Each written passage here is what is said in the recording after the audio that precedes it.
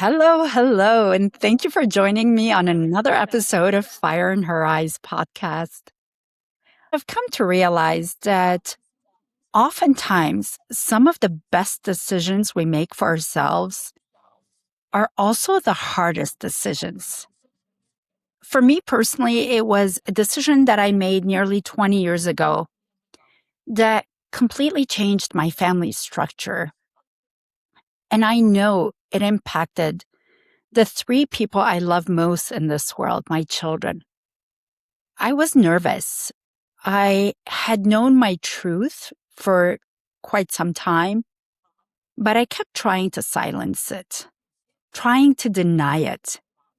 Because even though I knew what was the right decision for me, I had no way of predicting how things would unfold once I pulled the plug and executed the decision.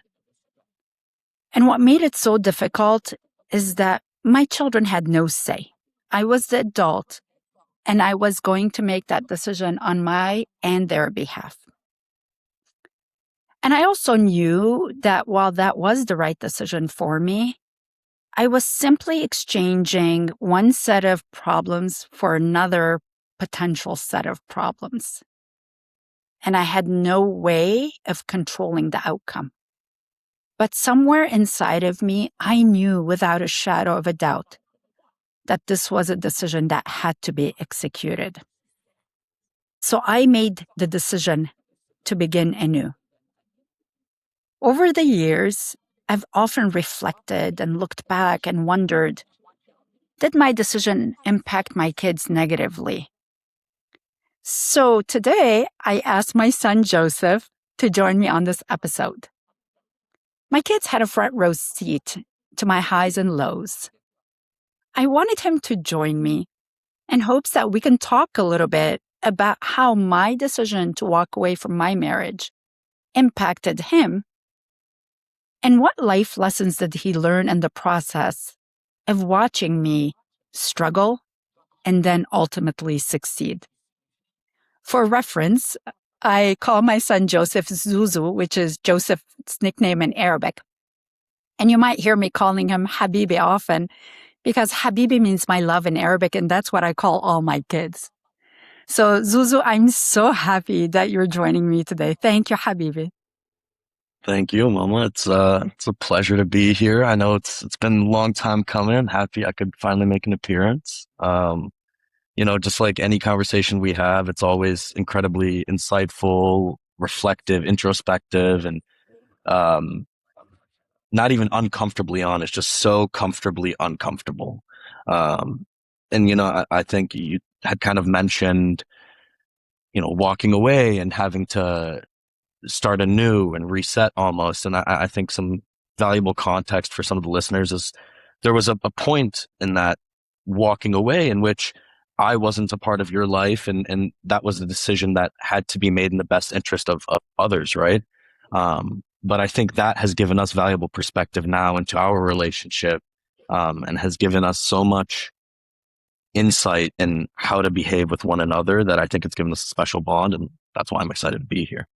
Thank you, Habibi. So let's take a look back at lessons learned, at the highs, at the lows. What would you say was most powerful for you? What would you say was most painful for you? What would you say to somebody who might be facing the same challenges that you faced?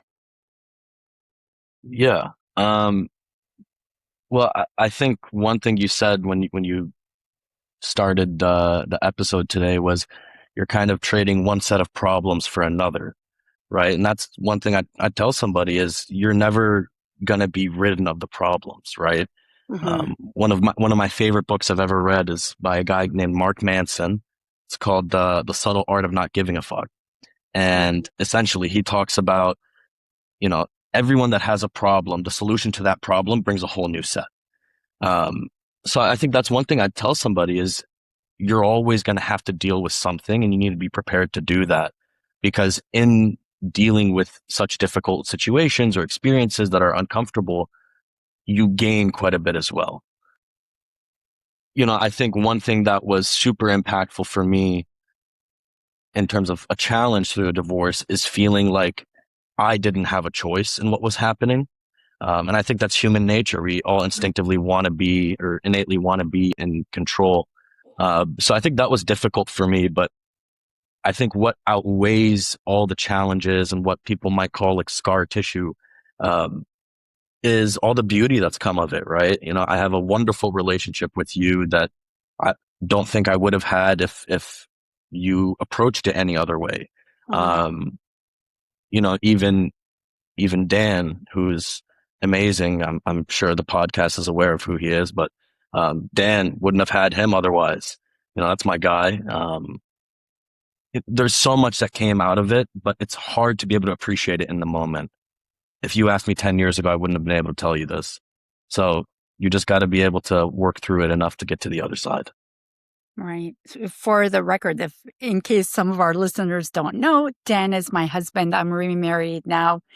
So you and I went through some rough patches. I remember that so Hmm. vividly, right? You were upset with me. You were angry because I wouldn't explain to you why I was making the decision that I did, Yeah. because I felt that it wasn't age appropriate for you at that time to discuss any of that. Hmm. You just needed to know that I was still your mother. I still loved you and I would still support you. But I know it caused, let's be honest, let's not sugarcoat it, that caused a rift between us. And you and I did Yeah. not talk for quite some time. So, what would you say was what brought us back together? Um, it's probably multifaceted. I think the first thing that I think would be the most impactful is, and this is not me patting myself on the back here, is just the growth and maturity, right? I mean, we Mm. started the rift, the schism took place probably going into my freshman year of high school when I was 14 or 15. And then we kind of reintroduced each other into our lives halfway through senior year, beginning of senior year, something like that. Um, so those are 3.5 formidable years for any human being, right? Going through puberty, learning, experiencing life gives you so much perspective. So I think that perspective made me realize that, she's not the bad guy for making this decision. And you can feel like you deserve an explanation, but you're not owed an explanation. Right. Um, so I think that gain in perspective and maturity was the greatest thing.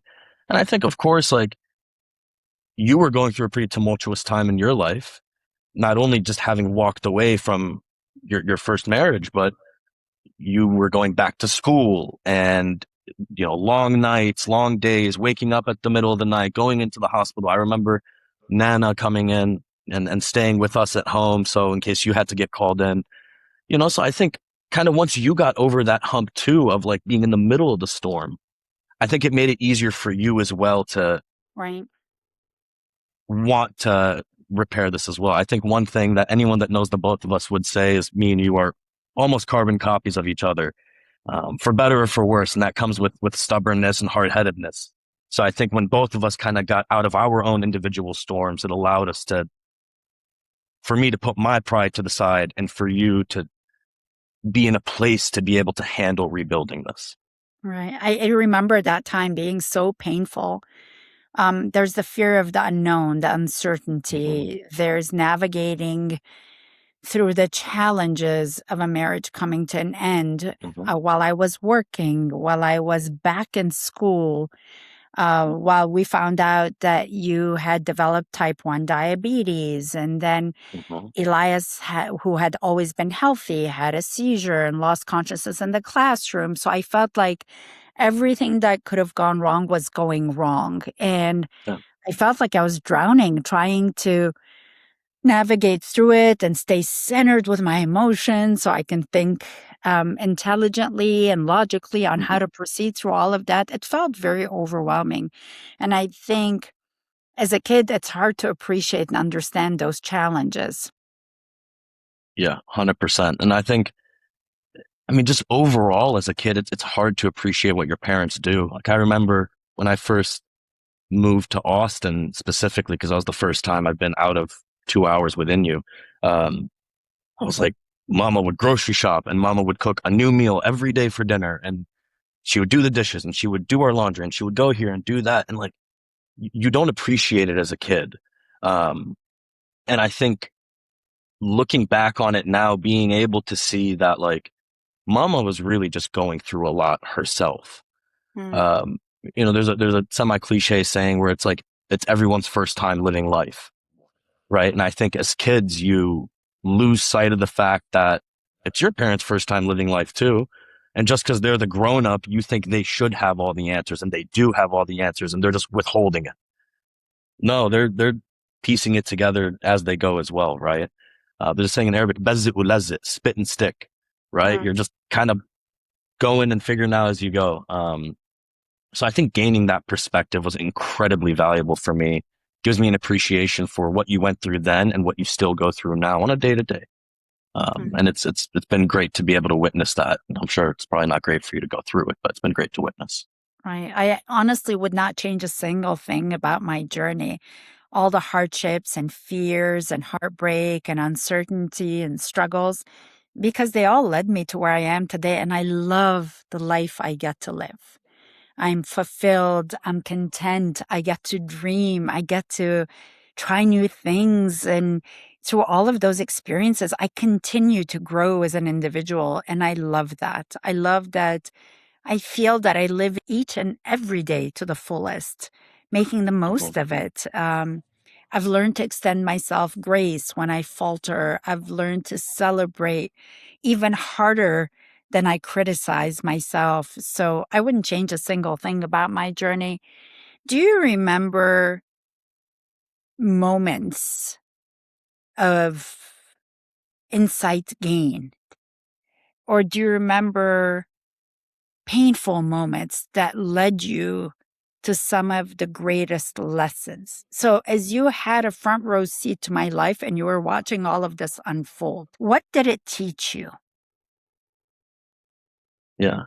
I think once again, being in such like a hot-headed mentality and going through puberty and all this stuff, right? Like maybe in the moment it was hard to have a aha moment of like, wow, this makes sense. So I'd probably be speaking in hindsight here. What it taught me is that to me, you've always had your shit together, right? Like doctor, good person, good mom, all this stuff. You still make mistakes. You still struggle. You still falter. You still like really fail sometimes, not at parenting, just in life, right? It's natural. Mm, And it gives me hope that I could crash and burn and I'll still end up all right. Like mama ended up, I'd say more than all right. Um, so I think in retrospect, what it's taught me is sometimes the difficult journey of climbing that mountain, of going through hell and back is really worth it to find your oasis. Walking through the desert to find your oasis is worth it at times. Your oasis became Dan. He became an oasis for us as well, right? It became the relationship me and you have now. Like, you're my best friend. If we don't talk at least once a day, something's wrong.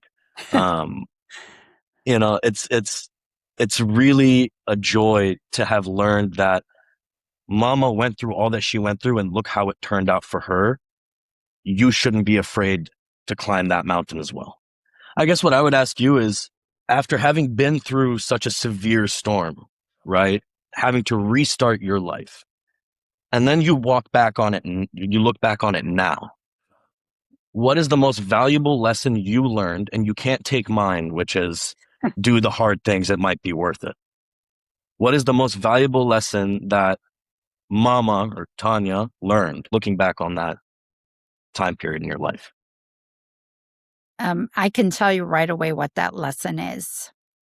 Hmm. And that is the power of living in alignment with your truth, the courage to be authentically you sets you free and helps you carve out a life for yourself that is so wonderful. You couldn't even dream of it previously. that every moment of pain that you endure, even when you can't understand it, you can't make sense of it, is a moment that's breaking you open so you can think more creatively, so your soul can contain joy and purpose and passion and gratitude that you couldn't have before.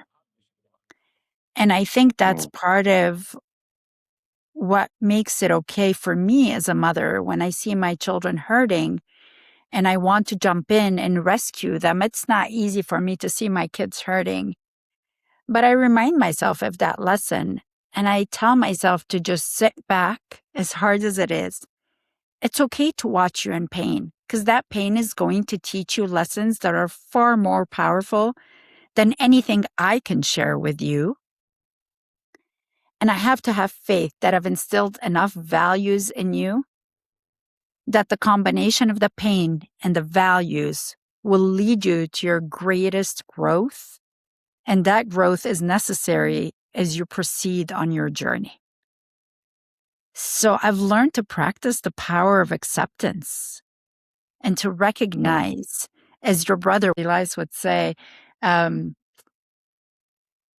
in the end, it'll be all okay. And if it's not okay, it's not the end. Yes. I remember living on Hessler Road. Dog house was at the beginning of Hessler. My apartment was at the end of Hessler, and I had a Right. When you were whiteboard. in college. Yes, when I was in college, I took a semester off and I moved on the same street as my brother Hmm. because why not? And I remember I had a whiteboard in there. I was dating a girl at the time, and we spent a lot of time together. So I would write what I'm cooking for the week. And I remember Lillo, Elias's nickname in Arabic. I remember Lillo one day came in and he wrote that, and I kind of rolled my eyes because you know me, I'm Mr. Pessimistic. But to this day, that sticks with me. Where in the end it'll all be okay, and if it's not okay, it's not the end. And I think what you said is such a great point that I really want to hone in on for parents that might be watching your videos or listening to your snippets or the episodes or whatever it might be. It's Hmm. love your kids enough to let them fail, right? Hmm. Like love your kids enough to let them fall. When something scars, it's tougher, it's more rigid, right? Hmm. You don't get a scar from a very surface wound. That's okay. You need to love your kids enough to let them fall when they're going to fall, but then also know when to come in, right? But I think one thing that I'm very grateful for you is that even though you are just so kind and so gentle and loving and just as warm as it gets, you know very well when to just, hey, I got to let Zuzo figure his way out of this and I'll be here supporting him from a distance. And you also know when to come in and be like, no, it's time for me to come in and pick him up. Right. And I Right. think parents could benefit from taking that approach. Um, Right. as kids in the moment, we don't like it because you're my mom. You're supposed to come in and save the day. You're my dad. Right. You're supposed to come in and save the day.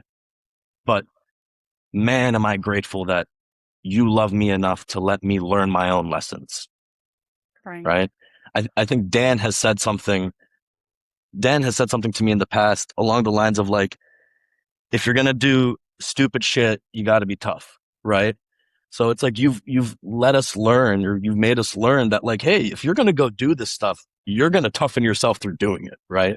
Um, and I'm grateful for that. Right. I'm grateful for some very valuable perspective that I Right. learned just through what you don't do. Right. Um, one question I have for you, I feel like a lot of people that come to you about their problems. Hmm. And it's very easy to speak on something in hindsight, as I've done this whole episode. How do you help somebody that is in the middle of the storm? How do you help them see that other side of the storm while they're in it? Right? How do you convey the value of this horrible experience in the long run? That's a great question. And I promise you I will answer it. But first, let me backtrack for a second. So, for anyone listening, I want to make sure that they realize especially that Fire in Her Eyes podcast is geared towards women, that my message isn't out here trying to egg women on to divorce their spouses and all that, to cause a revolution against men. Not at all, right? I came from a very conservative background where you honor your commitments, that you tough it out, that you worked your marriage. Divorce is, very taboo. And I never thought that I would be divorced. Never in a million years, right? This isn't about, like I said, starting a revolution of any sort and I hate men kind of thing. Not at all. I'm here remarried and so happy. What this is about is knowing your truth, not silencing your instinct, and not shrinking yourself, drowning under the pressure of artificial expectations from the external world, right? Whether it's your culture, your ethnic background, parental expectations, societal expectations. This is simply based on the premise that one of your most basic rights as a human being is to live in alignment with your truth, so long as it's not illegal, immoral, harming somebody else. So, what would I tell somebody who's going through a difficult time and can't see what it's going to look like when they come out on the other side? All I can say is based on my own experiences. You will never go wrong silencing your instinct. Trust in yourself that you are strong enough and resilient enough to take that leap of faith, even if you don't know where you're going to land, because you have what it takes to survive the storms. I would also tell them, you don't realize how strong you are until you have to be. I would also tell them that every decision that I made was based on two things. Is my conscience clear? And that's between me and whatever your faith system is, whether it's God, universe, karma, whatever that is. And for me, it was my conscience clear? And is my decision going to hurt my kids? And what impacted my decision ultimately was, is this going to hurt my kids? There's no denying that divorce can be painful and damaging to kids. The data's out there. It shows it, right? But what ultimately made my decision was, if my kids were in my situation, would I tell them to stay? And the answer was a resounding no. And I thought, by staying, then my words and my actions are not consistent. I tell them to live authentically in alignment with their truth, but I continue to maintain a certain image for the outside world. So I made the decision with much fear, not knowing where I would land, but I knew deep inside in my gut that it was the right decision. So I chose to get myself support through professional counseling and lean on my tribe. And my tribe was a very small group of people that I trusted to the depth of my soul, and their wisdom and their love for me, and in the fact that they provided a safe space and a no judgment zone. And I was willing to take that leap of faith, relying on my own values, even if I didn't know where I would land. And if I couldn't change my circumstances, I was going to adjust my perspective. And my perspective was, I have what it takes moving forward. And an uncertainty means there's infinite possibilities and opportunities. And who am I to continue to live this artificial life based on fear, based on scarcity, when there is so much abundance and love around me? And I had to believe that that abundance and love would sustain me. So even when you and I hit a rough patch, it was the biggest heartbreak of my life as a mother. There's no greater love in my life than the love I have for my children. But I knew deep inside that you and I would find our way back to each other. And like you said, you and I are so much alike. so much alike in so many ways. Unfortunately, the good, but also the bad. But I'm not going to label it bad. I'm just going to label it as, this mixture of traits that you and I share, right? And I think the most beautiful part of where we are today, when people ask me, "Oh, do you miss when your kids were little?" And I say, absolutely not. I loved every phase, but this is my favorite phase ever because I get to have adult conversations with my kids. I love that you guys challenge my thinking. I love that you help me check blind spots, that you've broadened the way I look at the world. What I thought is wrong, now I'm like, is it really so wrong and so bad? Not at all. But I also love that you allow me to be 100% authentic. And when I disagree with you, I don't have to choose my words carefully and massage the message and how I say it. I'm a straight shooter. I'm like, boy, what is wrong with you? You're thinking that way, right? And we can laugh about it. And even when I'm serious and you don't like it, it doesn't strain our relationship. We can laugh about it. We can agree to disagree. We can talk about it. You push back. I push back. You challenge me. I counter challenge you. And we walk away reflecting on the conversation, and we can come back and pick it up another day. And sometimes we meet halfway. Other times we continue to think very differently. You're here, I'm here. And other times we bridge that gap so beautifully. I love it. I love where we are today. And I wouldn't change a moment of the pain that I went through, the fear that I went through. I've always, somewhere deep inside, I wanted to really live, not just exist, right? I want every day when I put my head on that pillow and I'm falling asleep to say, today was a day well lived. And I've never been able to do that more often than I have since going through that storm, writing it out, and getting to this wonderful place of peace and fulfillment I'm in today.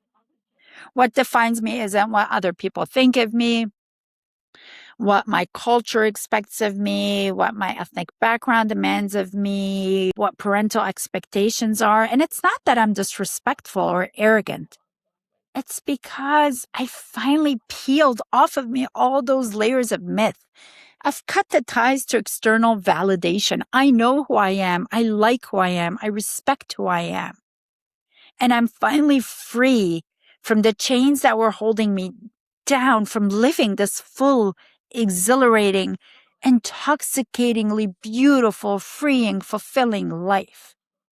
And I hope through my actions and the decisions I've made, although there was plenty of pain for my children, I hope it has inspired them to now turn around and live their best lives, to extend themselves grace when they fall short, to take calculated risks, to dream big, to not be confined to fit a certain mold, to dream, to take detours, to reflect, to celebrate, to falter, to self-assess honestly, and to celebrate their growth in all the ways that they contribute positively to this world.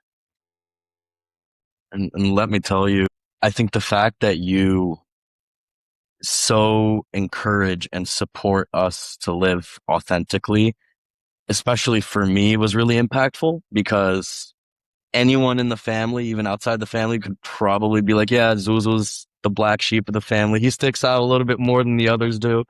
Um, like I've always been a little bit of a wild child, marched to the beat of my own drum. And traditionally you would feel like parents would suffocate that and be like, no, you have to be this kind of way, Right. especially in the culture we live in, right? Or in the culture we're a part of, Middle Eastern culture, where the stereotype is doctor, lawyer, engineer, businessman. I was a sports industry major and now I'm working in tech sales. And it's like, the reason I ended up here is because I had people in my life like you, mama, that loved me enough to just support me and be like, is it what I would want? No, but it's what he wants. What does it matter? And I really would say to like any parents, the greatest joy I have as somebody's child is that I can say my mom is my best friend. Like I tell her everything, probably more than I should. Um, I remember being in college and I had a couple of friends over. We were having some drinks and my mom called me and I was just talking, whatever. And I hang up and my buddy looks at me. He goes, "Dude, who were you talking to?" I was like, "Oh, that was my mom." He's like, "You talk to your mom like that?" Like, hell yeah, I do. That's my mom. She leans in too, right? So parents lean in, be okay with being wrong or your opinion being different than what you thought it was, and Right. allow your kids to come to you and keep the door open, even when they come to you and tell you stuff that is like making you crawl up a wall, right? So trust me, mama, like the best thing you've done for us is allowing us to be your friends as we've gone from kids to teenagers to adults. Right. And Um, and I love that to this day, although we're friends, and I'm so flattered that you think of me as your best friend, but there's still I am the parent, right? You have this 100%. respect, this appreciation for the fact that Hmm. I've lived longer than you and I've had more life experience than you. So, we're equal in that sense of being friends, but you still have this appreciation for me as a parent. And I really love that. Uh, I think that's part of the pain, right? That broke me open and that taught me these valuable lessons. It's like you said, right? That cultural background where you become a lawyer, engineer, or a doctor. And some of my favorite quotes, this, is from Khalil Gibran's book, The Hmm. Prophet, where he says, though your children come through you, I'm paraphrasing, though your children come through you, they belong not to you. They are the children of life longing for itself. And I recognize that who am I as a parent to be so arrogant as to assume that I have all the answers for my children because your definition of success may be different than mine. Your definition Hmm. of fulfillment may be different than mine. Your generation now talks a lot about work life balance and mental health. And my generation, we didn't talk about mental health. That was so taboo, right? Hmm. So I want to be cautious to not assume that I always have the answers and I should tell you what to do. When you ask for my opinion, I'm going to tell you. But I'm telling you Hmm. based on my lens on the world, which is based on my experiences. And I was 24 in a different time of the world and a different society. Yes, it might have been geographically the same location, but my stressors and my pressures were different than what you guys are facing now. There was no social media when I was growing up. Hmm. Cell phones were just starting to become a thing. There was no internet. It was just completely different. So to take my advice and think it's going to apply exactly to today's world is kind of foolish. So I Hmm. appreciate that you asked for my opinion because there is some wisdom that comes from life lived, but you also try and figure out, does that really apply to you? If not, how do you modify it to fit your situation specifically? And sometimes you might just toss it out the window and say, yeah, that doesn't apply. And I love that we can have these robust discussions about that. There's so many times when you and I are talking and you'll say something and I'm like, whoa, that was really profound. I've never thought about it that way. And I'm like, how is this kid less than half my age? And yet he says the most profound things. There are times where I pulled out my phone and just typed in what you said because I thought it was so insightful. And that is so humbling for me in the parenting journey, right? And it gives me such joy when I look back and think 15 years ago, I was living in so much fear about my decision. How is it going to impact my kids? Oh my God, is this going to ruin their future? How is it going to impact my relationship with them? And while a part of me will always wish, ideally speaking, that I could have had that, ideal nuclear family structure, I wouldn't change any part of my journey to get to where I am today. My quote mistakes, my quote failures were what led me to where I am today. And I wouldn't change them for the world. Yeah. I mean, I think that's such a core statement to really focus in on, is like my failures, my trials and tribulations molded me, molded my life into what it is now, molded me into the person that I am. Um, and people in my generation, right? Like we grew up in social media. There's always this feeling that you're behind, you're not doing enough, right? You see influencers 17 years old living in the hills, driving, foreign engineering. And it's like, well, that should be me. And to take a step back and to realize that, like, no, you're right where you're supposed to be. Everyone's living life, but everyone's life is different, right? Right. We're all playing a game. We're not playing the same game. Some of us are playing with a full deck. Some of us are playing with a rig deck. I wish I was one of those people. But honestly, at the end of the day, it's realizing that all of the tough parts of it are really what make it worth it. Definitely not in the moment, but when you look back on it, it is, right. Like Right. it's really a profound experience to just live. How crazy is it that we get to experience this thing called life, and we get the joy of dealing with the bullshit that comes with it. Right. Um, it's really, really amazing to just have learned that perspective from you. Thank Kids, you. lean into what your parents have experienced, ask them questions, annoy the hell out of them.